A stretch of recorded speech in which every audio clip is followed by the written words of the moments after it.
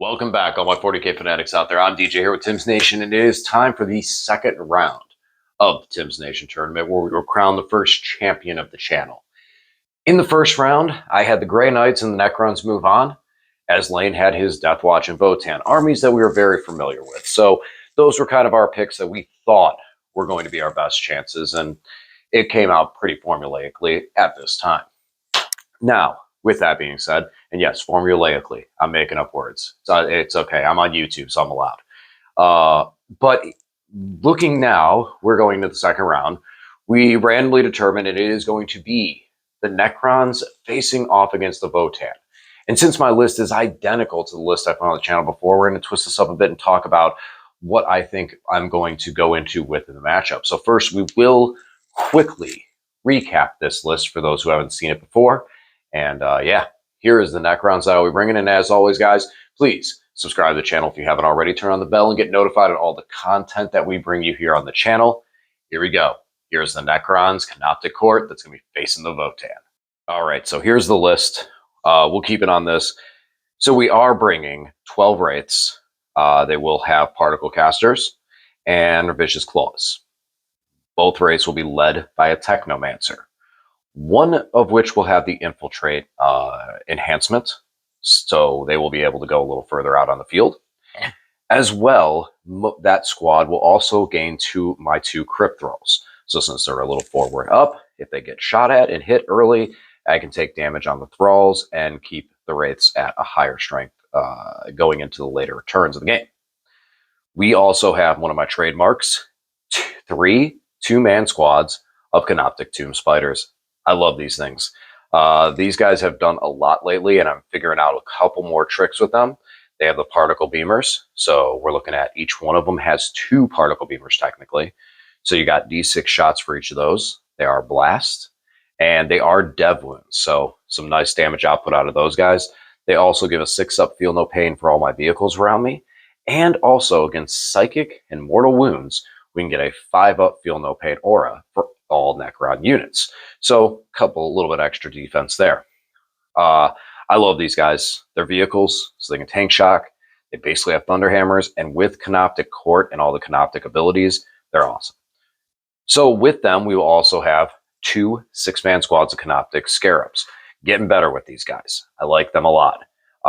In cohesion with the spiders, what's nice is you blow one up in your turn, you blow one up in your opponent's turn, and then your turn comes and you put them both back.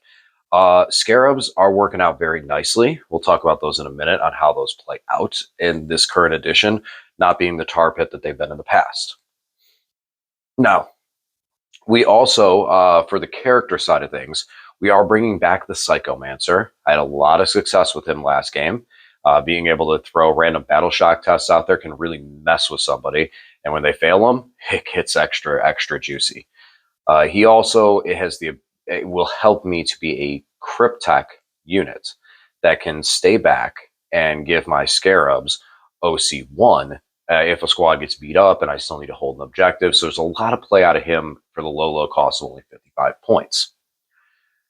We have 3 Canoptek Doomstalkers. Absolutely love these things. With the Canoptek Court, the rerolls, it is amazing. These guys are great. A lot of damage out of them. Great damage output. Good range. And they hold the backfield very well. I personally love their Overwatch ability. It just makes them multifaceted to just be able to be so threatening during my opponent's turn as well as mine. And last, we have 2 of the Centipedes, the Canoptek Tomb Sentinels. These are deep strike agents. I need some stuff that can deep strike so that my opponent isn't able to just freely sticky an objective and walk away. They help for engage behind enemy lines as well as other secondaries, and they're relatively tough. 9 wounds with a toughness 9. They have a 4-up invuln, and their ability is that they reduce the AP of when they're near an objective. They reduce AP by 1, so armor of contempt effect. Whew, that was a fun one. They also get an increased AP when they're attacking units that are near an objective, so both shooting and fighting. Fighting isn't really their forte, but again, with the Canoptek Court, just ability in general, there's still some damage output that can be given to them from that ability. So I didn't mention it in the video, or in the army description, Canoptek Court. What we basically have is we have the control nexus, the control zones that we have. Our deployment zone will always be a control zone. We can have the center field be a control zone or a control nexus if we control at least half of the objectives in there at the beginning of any phase. And our opponent's deployment zone will be a control nexus if we control their objective at the beginning of any phase. What this means is all Canoptek units within the control nexus have full rerolls to hit. Now you have to be wholly within, but full rerolls to hit. So a lot of how this army works and what I like about it is the Wraiths are, the Doomstalkers hold the backfield excellent. I don't have to worry too much about some deep striking agents. Small units that are able to deep strike in for one command point, I can overwatch them and just blast them off the field real quick, or just hit them hard enough that they're not efficient, and then in my turn, remove them. Usually I have a squad of spiders hanging out nearby to be able to still give me the 6-up feel no pain to my Doomstalkers, so there is another unit there that could turn around, take out something that deep strikes into my corner, and not have to pull the Doomstalkers off the front line shooting. They still hold the deployment zone very well, and for the most part of the game, they're going to have reroll hits for the whole game, including the Overwatch. So then we have the Wraiths. The Wraiths are really super strong getting on objectives. Very fast, very tough to kill, especially with the Technomancer and the Feel No Pain. With the control being something that I need to have at the beginning of any phase, this means that I can go in the movement phase, tag the objective, take the objective away, and now going into the shooting phase, now that is a control nexus, assuming like no man's land or my opponent's deployment zone if we get so lucky. So with the Scarabs in tandem with the Wraiths, what's really nice is that the Wraiths, or the Scarabs, when they are in engagement range with a unit, that unit reduces an OC value by 1. So when we charge, at the end of the charge phase, we will be in engagement range, so that's going to reduce the OC by 1. So now when we move into the fight phase, there's a good chance that we've stolen that objective. Wraiths have an OC2, which is awesome. That usually will work into most scenarios. But there are some times where other OC2 units or just volume of units can take that objective away. And the Scarabs being able to reduce that OC down to 1 makes that Wraith OC2 just so much more valuable. We can only reduce it by 1 to a minimal of 1. So anything that's out of 1 is still going to get that 1. But on top of it, we can also increase the OC value that we have there by bringing the Scarabs from 0 to 1 because of the Technomancer being nearby. So it gives us a lot of presence to be able to take those objectives and keep that no man's land. What does this all mean, though, going into the Votann? So Votann have a couple of things. There are big things to think about with Votann. I mean, the Hecaton, it's big, it's chunky, it's a lot of wounds, it has some damage output, it hits hard, it exists. Berserks fight good in combat. But the two big things that are in my mind going into that Votann matchup are the Hearthguard warriors, the baby Terminators, as Lane calls them, as well as the Sagittars. Sagittars have what is lovingly referred to as the casino guns, because I guess it's always a random roll on what you're going to get. They can hit super hard, and they can do just absolutely nothing. So Lane is probably going to pick something small, something easy to kill, to try to get that extra command points early. Because I have the 1 CP strat to be able to lone op, that's a very good targeting point to go, oh, this is your unit, I'm going to spend a command point, and now it gains inherently lone op. You can't target within 12. So that, and to allow me to, even though I'm spending CP, I'm reducing that how much he's going to get in that effectiveness and what turn he's going to get that on. Now, his army won't really have too much of the combat presence. The Hearthguard are good. What makes them tough is the fact that they have the Void Armor strat. So I want to try to hit him in many phases to make him burn the CP so he doesn't have the command points to use it shooting and fight. So when we charge in and we hit him with the Wraiths, that the low AP on the Vicious Claws doesn't get ignored, and we can start picking up Hearthguard immediately. On top of that, we also have the Psychomancer, as we've talked about. The Psychomancer can hit one of those units and go, I'm going to make you take a battle shock. If he passes that battle shock, then it kind of tweaks how we might play the turn out a bit. We might hit him with something big, try and get him to use that void armor on that unit, and then go somewhere else, go to one of the other Hearthguards. In late games, he's been using the Hecaton's ability to get out and shoot. And this is some of my knowledge on seeing, and a lot of what this tournament is about is the knowledge about the previous army and the player themselves. Stuff that we see here on the channel, we can use this information, talk about this, and try to analyze this to go deeper into how to play against these armies. At least how we see them. Again, nothing here is 100% definitive. This is how we see them. So in the early goings, I will be able to maintain a very strong board presence. But that also means I'm going to be putting units out there that have judgment tokens already on them up in Lane's face early that he could eliminate and gain those command points from.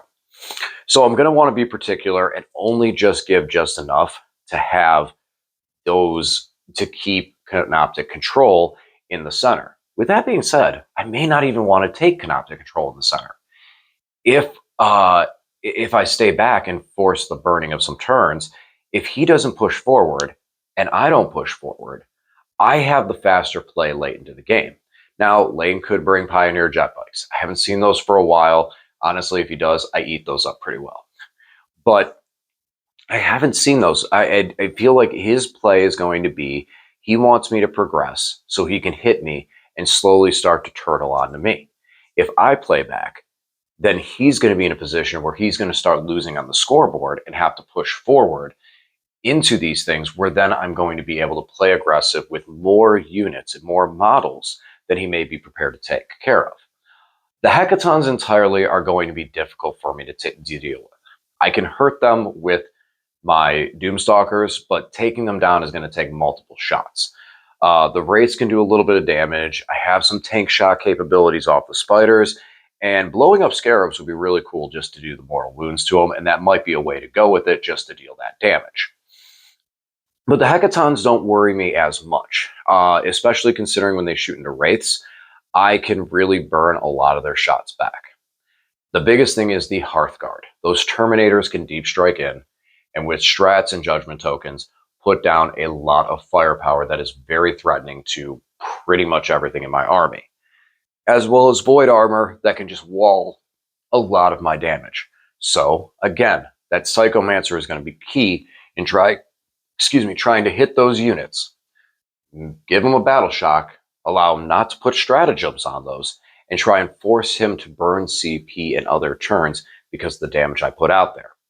One big weapon that really does hurt those Hearthguard bad.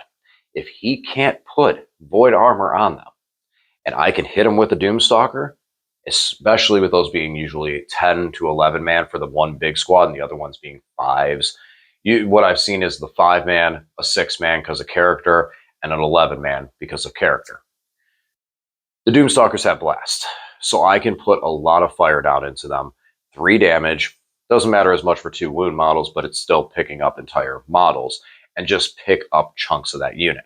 That is a unit that needs its size to perform because of everything that it does. When you put the strats, when you put everything onto it, that's where they really shine. Now, because of the high strength of the Doomstalker, he reduces their -1 to wound when led by a character if the weapon is higher strength. Because of how strong the Doomstalker's weapon is, I will at least still have 3s to wound on him and be able to really push through. Also, as well, if he wants to get really nasty with it with his judgment tokens, if the Psychomancer is in a position that things are not going too well, I charge him into the Hearthguard, make him take a battle shock test. If he passes it, okay, cool. Slam into him with them, Hearthguard kill him, spend a command point, and now I give the Hearthguard a judgment token. So now for the rest of the game, I'll be able to pick them up pretty easily with +1 to hit and +1 to wound to counter their fact that they're being led by a character. Kind of would suck to lose the Psychomancer that way, but if we need it, it's an ability that I have there and part of the reason the Psychomancer's in there. So all in all, the ideal goal is going to be to kind of stay back. Let Lane start moving out there. Let him take a little bit of the board presence and stuff like that. We have the Sentinels that we can get it back late into the game. And then once he starts making position and get in position where I can charge him, when I come out, when I move out, it's going to be to make a charge. Probably move the Wraiths into center field at some point because I'll need to score points. And I'm going to try and bait him to put more into center field because, again, you can shoot me off an objective, but you're not scoring it either if you don't take it. Don't know the mission yet. That's going to be a big part of it too. Some missions only allow you to have 10 points on primary, so 2 objective markers. So other than having that nexus, there's not really a point to taking center field. And I can wait until he goes at center field and then pounce on him, removing that unit and getting a bunch of stuff at center like the Scarabs and the Wraiths quickly. So that's some of my action plan going into that. We'll see how that all plays out, and we'll see afterwards if, in some of the post game talk about like, hey, this is my plan going into it. See how much of that actually plays out when it gets on the table. Because as a saying that I've heard before and I love it, everyone's got a plan so they get punched in the face. All right, guys, as always, thanks for watching. I'll talk to you again soon.